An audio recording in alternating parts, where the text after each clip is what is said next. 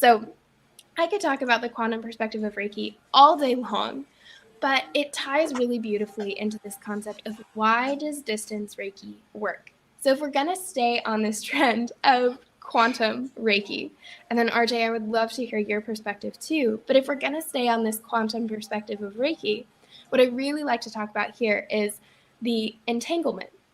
An entanglement is essentially where one electron, or part of an atom, basically hooks up and makes best friends with another electron, or part of an atom. But it doesn't matter where in space or time they are, because on the quantum level, time and space aren't real. You guys have heard me talk about the energetics of time. Christine talks about how this is all just an illusion all the time. Time and space are 3D concepts. They're just constructs that we've created in this 3D reality.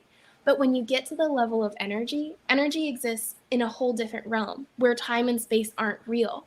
So there's no reason why distance Reiki wouldn't work, because it's not like I'm trying to throw a football from me to you if you're on the other side of the country.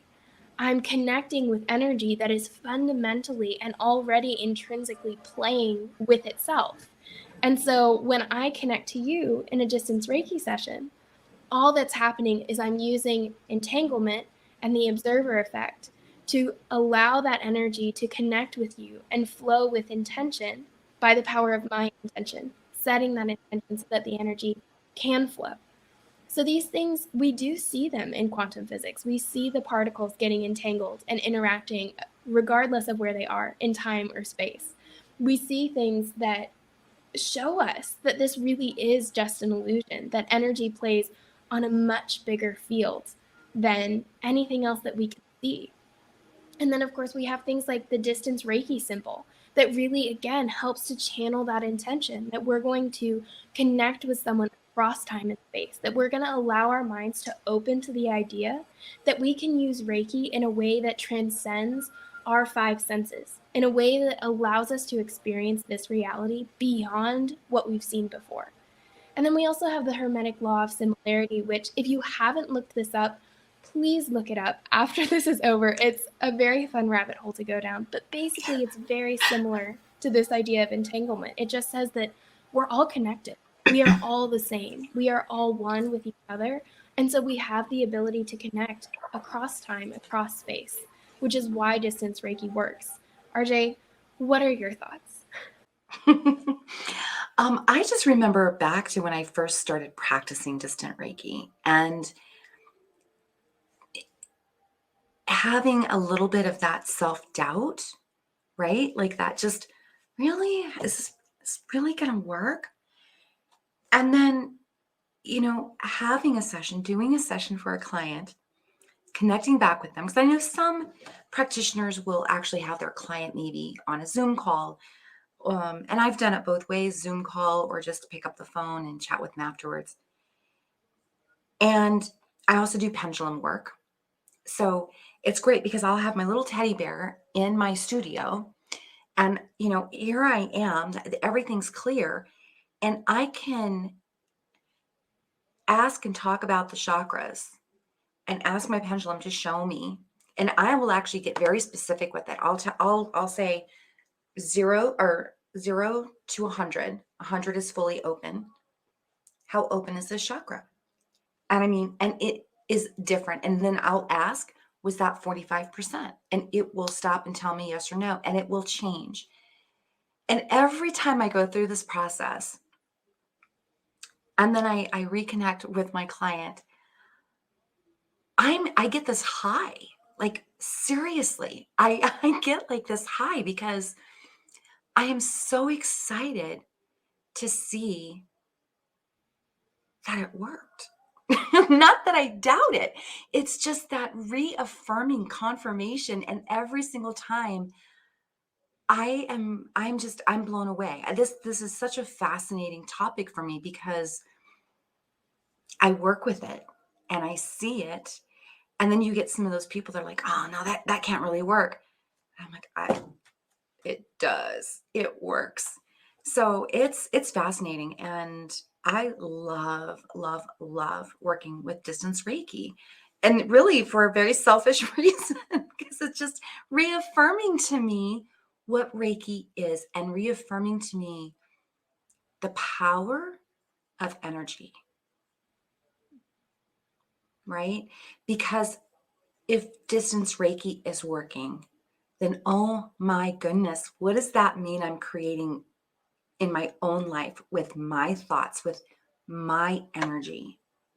So, what is the energy that I'm putting out into the universe? And we could go off on a huge tangent on that one, but that's where I go. And it really brings me back to center when I see that, and helps me remember to work with the energy minute by minute as I can, understanding this aspect of quantum physics and Reiki. I mean, it's mind blowing. I absolutely love it.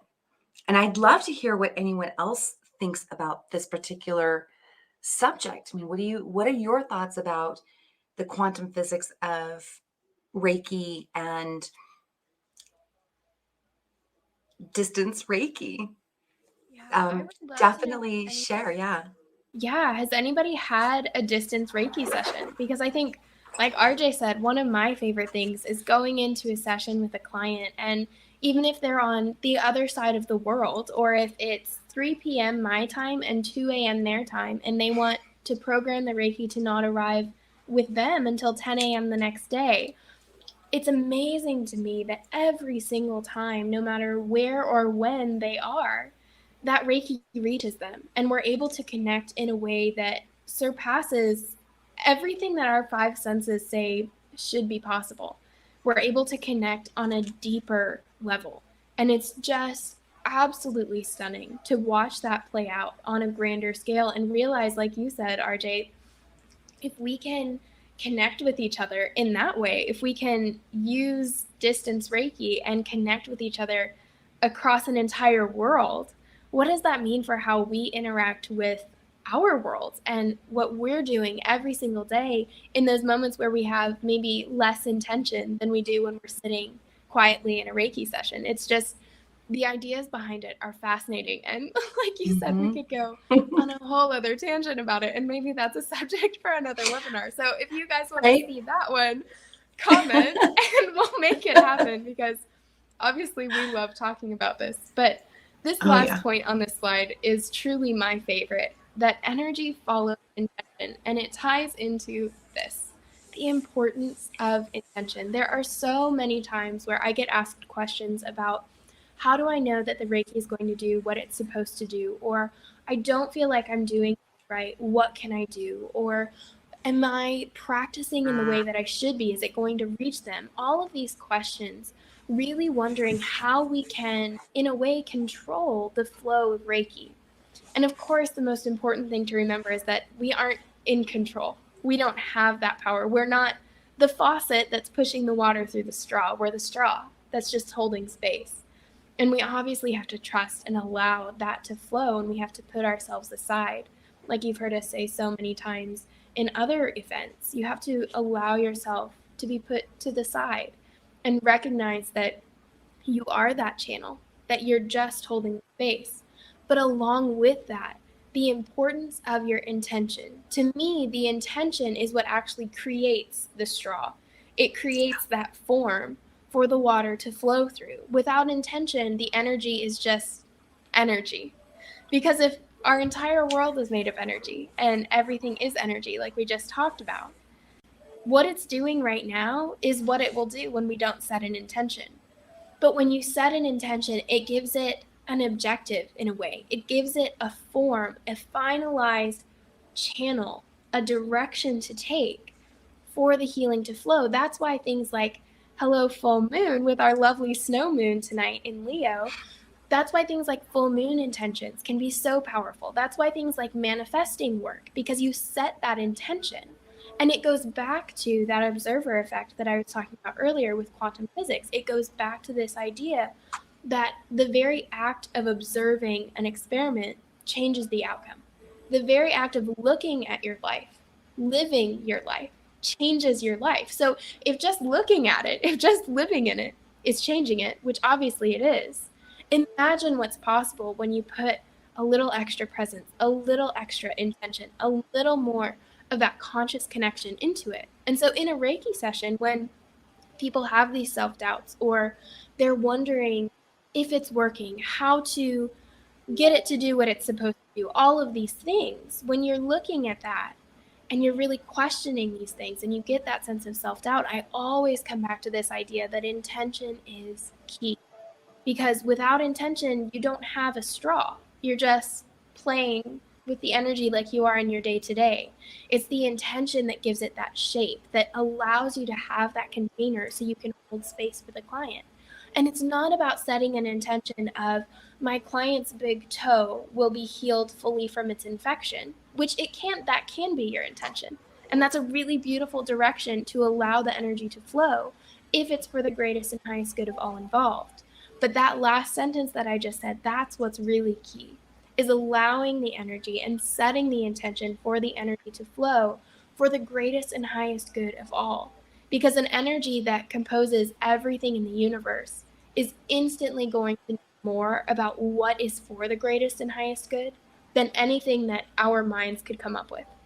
And so when you set that intention that you will be a clear conduit and that the Reiki will flow for the best and highest good, for their greatest healing, as it should be in this time and space, or however you phrase that for you, this intention is what really gives you that shape, that hole, that straw to allow the energy to flow.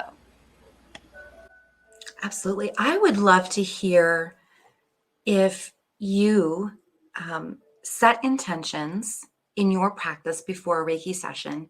And if so, if you would love to share a little peek about what do those intentions, how do those intentions tend to set up for you, or how do you tend to set them up before your Reiki session? So Yeah. drop those in the chat if you're comfortable. Would love to hear. And Izzy, it's interesting because I find that in our courses, so often when we have a student that feels like maybe they're getting a little stuck, right? Um, it seems like we often come back to this, right? What's the intention, right? Because what we're setting up is, how do I want this to flow? And then I feel that it's this really interesting balance of setting the intention, but then letting it go and letting it float on out and releasing it and saying, okay, that's my intention. And if I keep in mind that this is for the highest good for all, and it doesn't show up for me, right? Well, what did show up? Because at least in my own personal experience, something shows up. And sometimes it just takes me a moment to go, oh, I set that intention. Oh, that's what this is. But I had asked for this, right? And so we can kind of get stuck sometimes in thinking, well, this didn't work. I'm not doing this right. This whole intention thing doesn't work right. So that interesting balance of setting the intention, releasing it. I used to watch that show, Dharma and Greg. I don't know if anybody here ever watched Dharma and Greg. One of my favorite shows. And she would take a problem or whatever, her intention, she would put it in a bubble and blow it away. And I taught that to my kiddos whenever something would come up. You're right, let's put it in here and let's blow it away. And that's how I visualize intention, right? Once I've blown it away and out into the universe, it's in the universe's hands. And now I just need to pull back and let it happen. I need to continue doing, the law of right action and doing the things, but now release it. And I think for me, and I think for a number of people, it's sort of in that releasing part we can get a little tingled because we want to control it. So let's see. We've got some intentions coming in. I always set an intention for my session. I ask the client to come with an intention as well. Sherry, I love that. I will also ask my client if they have an intention. That's one of the first things I'll ask my client when they come in for a session is, do you have an intention for today, or what is your intention for today? Um, Evie always set an intention for the highest good for all. Yes, I love that. Karen sets intentions. Kim, I am a channel for Reiki energy. It flows down through my crown into my heart space and expands down my arms through my palms, and it's transferred to my clients for their highest good and highest good of all. Beautiful. And Wendy sets intentions as well. Oh, balance between setting an intention and also letting go of the control of creating that outcome. Wendy, I totally get you on that one.